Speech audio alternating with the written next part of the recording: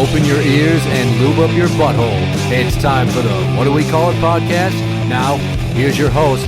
It's Jmann.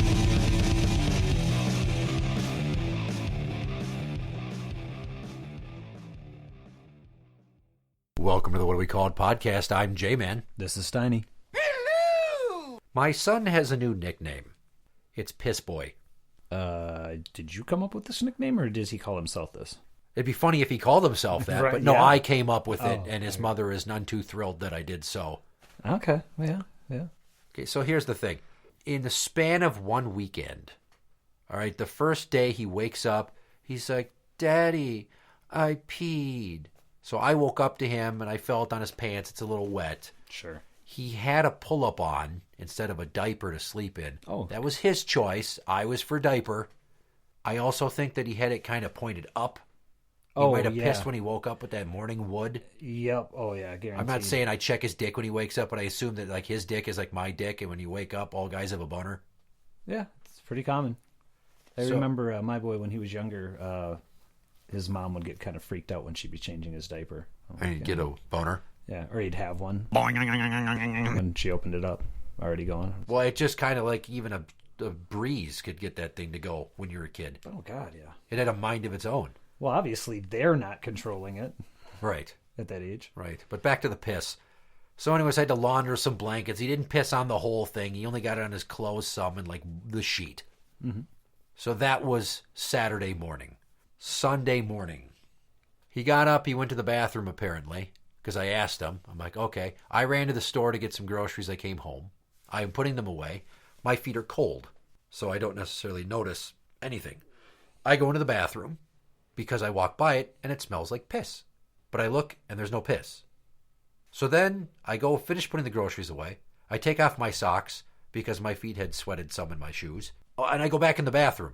I'm trying to find the source of this piss stink. I'm like, did somebody just like get some dribbles on the underside of the seat? Mm-hmm. So I cleaned the toilet. And I'm like, still kind of smells like piss. But I don't see any piss. So then I go back to the kitchen. I'm talking to the kids. I'm like, why the fuck does my foot feel wet? I stopped mid-sentence in what I was explaining and went back to the bathroom. And that's when I really got down and looked at the tiles. And in the grout, it was damp. Oh, yeah. So I got down. I'm like, yep, that's piss. That's nasty. Right? And I'm like, oh, he fucking peed on the floor. Well, I'm going to clean the floor. Which I then did. Yeah. With like hand soap and water in a bucket I made. I didn't go like full on Spick and Span or Pine Sol or Mr. Clean. Let's be honest, yeah. It was just a quick wipe up job. Yep. I was like, good for me. I cleaned the bathroom floor. Right. Still smelled like piss. Fuck! So then I take the gloves off I use to, cover my hands from the pissy water and such. And because it's winter, my hands are dry. The as you lovely can see. 1950s Palmolive dishwashing gloves or whatever. Not quite, but close. And then I wash my hands and I go to dry them. I'm like, why is this towel so goddamn wet? No. So here's what happened. Yeah. As best as I could piece it together, because he's 3 and he's not good at explaining himself. He got up. He tried to take his diaper off. He didn't get it off fast enough to get onto the toilet. He pissed all over the floor. Yep. He panicked. He used the hand towel on the vanity to clean up the piss, and then he put it back on the vanity. Thinking he was gold. Yeah. Which then there's piss on the vanity and running down the side of the vanity. Oh. And this is also the fucking sink where his sisters all brush their teeth. Yay! So then I had to clean the fucking vanity. And even after I cleaned with fucking Mr. Clean, it still smelled a little like pee-pee there. Sure, because it's soaked into the wood or into the vanity just a little bit. And so I cleaned it like 3 times that day. And I was just like, Piss Boy strikes again. So I called him Piss Boy numerous times before this because he had a little bit of an accident or, he's fucking on the toilet and he's sitting there and I don't know what his deal is. I keep saying, stop pushing. He sits down to pee and it sounds like he's been holding it for a week because of the fucking flow volume. Jeez. Because he's squeezing it out. And he's also farting while he's doing it. Well, of course, which tells me that he's pushing because you only fart when you push. I'm like, dude, muscles, take a breath, relax, let it happen. That's the same advice I gave to inmates for a decade during piss tests when they were nervous. Yeah. And I'd say, stop pushing. They're like, I am. I'm like, no, You didn't stop pushing. Take a You deep just breath. fucking farted, dude. Yeah. That's how I know. I don't want you to poop your pants. Take a breath and let it happen. Ta-da! Gravity will work. So now let's go to this previous weekend. My daughter turned 10, so I brought the littles to their mom a little bit earlier. And apparently, he went to the bathroom, didn't get his pants off fast enough, Are you picturing it? pissed all over the floor and the wall, didn't tell anybody. So what I have is a child who is so scared to tell us that he had a pee-pee accident that he'll just piss on things and then hope you won't notice. Because let me tell you, when I figured out the sequence of events from that previous weekend in my bathroom, and I went and confronted him about it, he froze. It's just like when his sisters tell me he said a swear word, and I'm like, did you say fuck? And he'll just look away and not say anything. I'm like, I want you to know that your silence is indicative of guilt in my eyes. Or one time I asked him, like, did you call your sister a fucker?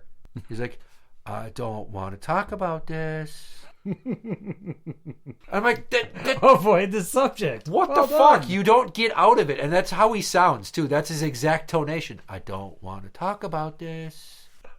How the fuck is that the end? Well, I guess give him credit for trying to see if he could just pass it off. But yeah. And it's funny because I've tried to tell him, dude, it's okay to stand up to pee. Now, we trained him to sit down to pee, obviously, because he's got to work on just getting it in the toilet. I don't want to give a 3-year-old carte blanche to drop trowel, pull his shirt up to his chin, and just let it go, because that's like leaving a fucking fire hose unmanned. There's no telling how many different directions rogue piss spurts are going to go. Oh, yeah. And I don't want to clean my bathroom 7 days a week. No one does. No, not with little boy pee. Did you ever have issues like this with your son? Yes and no. Not to where there was like pissed all over the wall, but times where, he would just miss, and next thing you know, there'd be pee all down the side of the toilet, just dripping there, like everything's wet, back there. But it didn't have really too many issues with that. There was occasionally when we were doing the training thing where, yeah, the wiener got turned upward during the course of the night, and yeah, those pull-ups don't work when everything's coming out the top, or when it's right there at the edge of the waistband. Yeah, the tip of the penises. It's like your dick's trying to make a break for it for some reason, and then it ends up with you coating your fucking stomach with your own urine. Right? Why is it so cold? Yeah. Well, it's funny because how many of our kids, when they're toddlers and shit, sleep face down, ass up? Oh yeah. I don't know why that's a thing. I don't sleep that way.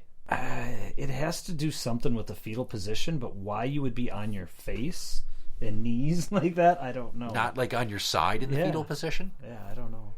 That's another contributing factor as to how the Pepe got onto his shirt and pants and the sheet, but not the blankets on top of him. Yeah. And heaven forbid he gets it on the fucking pillow, because he's had some real pissy fucking... It's only a handful of times that he's pissed his bed here. Okay. Because I'm adamant he must wear a diaper to bed. Oh. We also got to the point where we stopped giving like a big glass of water or letting him take a big drink before. I remember this. You had to cut him off at like 7 p.m. Yeah, because it was bad. Wasn't he like a chronic bed pisser for a while? That's why we started implementing the no more liquids, just because it was so bad there for a while. But it was also his fault, where he would like drink a bunch of water or just... I'm thirsty, and then he'd drink like a glass and a half of water. It's like, okay, no. Well, I'm having to train my youngest to, when you get up, go immediately to the bathroom and pee. Yeah. I don't have to go. Yes, you do. You've been holding it all fucking night. Your body's doing it for you. Fucking go sit down and see what happens. Just give it some air, and you'll be amazed. Yeah, it's like you're not even in the mood for like beef brisket, but just go to a Cracker Barrel and see what happens. Yeah. Just sit down. You're ready. And I think he's doing what all little boys do, where they just fucking hold it as long as they can. Till they're like, I really got to go. But they don't know enough to like fucking pinch it off by squeezing those muscles down there in their perineum to keep the pee from coming out. That's and they're frantic. It's like the game Perfection. You're trying to get your button undone and your pants down and your diaper off before all the pieces pop all over, which is in this equivalent is piss all over my bathroom floor or his mom's. It definitely takes some training. You know what I mean? Like, not all kids are ready to... Their bladders aren't prepared to sleep all the way through the night. You know what I mean? So, mine isn't even. I have to get up and go pee every morning at like 4:30. I used to be better, but I'm starting to wonder if I'm getting to that age where, this is just going to be the thing, just having to get up at like 6 in the morning every morning to take a piss. You never told me what the result of the Cologuard thing was. Oh, you want to do that? Negative. Absolutely no occult is what they call it. What? Occult blood. Literally like the occult. Like OCCULT? Yep. That's what they are looking for, is what they say. It's called occult blood, and there was no signs of any of it in my stool. So nobody sacrificed a goat inside your ass? No. Okay. No. Where I'm going with that is we're talking about peeing in the middle of the night, and we're getting older. Yeah, and the prostate. But you didn't go in and get your butt fingered yet. Not yet. Maybe you should, to find out if your dirty walnut's enlarged. I don't think I've ever had issues with the prostate. I think it's more the similar type of thing as my son, where I just drink a bunch of water before bed, and that's part of it. Well, at least you're not to the point where you're pissing the bed yet. Or waking up at 2:30 in the morning after going to bed at midnight or something. You know what I mean? Like that type of stuff happens. Hey, when you gotta go, you gotta go. Well, I'm just saying, if your prostate's enlarged, that's how it's going to happen, right? You're going to be going regularly a couple times throughout the night, and that's not me yet. Remember when you were younger and you'd wake up in the middle of the night and you'd kind of have to pee, but you could just like roll over and go back to sleep? Oh, yeah. And you wouldn't have to get up? And now you're like, fuck, my body won't let me go back to sleep because I have to pee. God damn it. You just know you're going to be tossing and turning because you got to pee so much. It's like, I'm not going to get any good sleep unless I get up and take care of this. Like I'm trying to fall back asleep before I have to get up to go tinkle. No, I can't. My body's like, go get rid of it, dummy. We're not like this anymore. We're over that hump. What I tell myself when I'm half awake like that is like, you'll feel so much better after it's done. Just go do it. Right? And you do. You come back, you sleep a lot better. So. God, it's the same advice I would give my dad if he thought that he was going to murder my mom and he asked me for my advice first. Oh, interesting. Just trust me, you're going to feel so much better after you do it. Just don't think about it, just do it. And take pictures of the corpse for me, because I don't think the cops are going to give me any. It's going to be like Osama bin Laden. I'm going to need proof. Yeah, I want to take those Polaroids and make a window box out of them and hang it on the wall in my bathroom. So every time I take a shit, I can look at the way that part of her brain's leaking out of that hole in her head, where that .38 caliber shot of my gun that you stole from me put the hole in her. Stole. Yep. So yeah, Piss Boy. I call him Piss Boy. At some point you'll stop. Obviously, it's not what you're going to call him forever, and hopefully it doesn't scar him or mar him for life. But, in some ways it's kind of funny to point out the obvious. I used to call my son a poop stain, as a joke. Yeah, you give them kind of mean nicknames. Yeah. To kind of, break their spirit enough to do what they need to do, and that's go to the bathroom when they need to go. It's all about conditioning. That's all you're doing. Otherwise, I just call him Stinky Boy, because all boys are stinky. They're dirty, they're stupid, they smell, they need to wash their hands because they're grimy.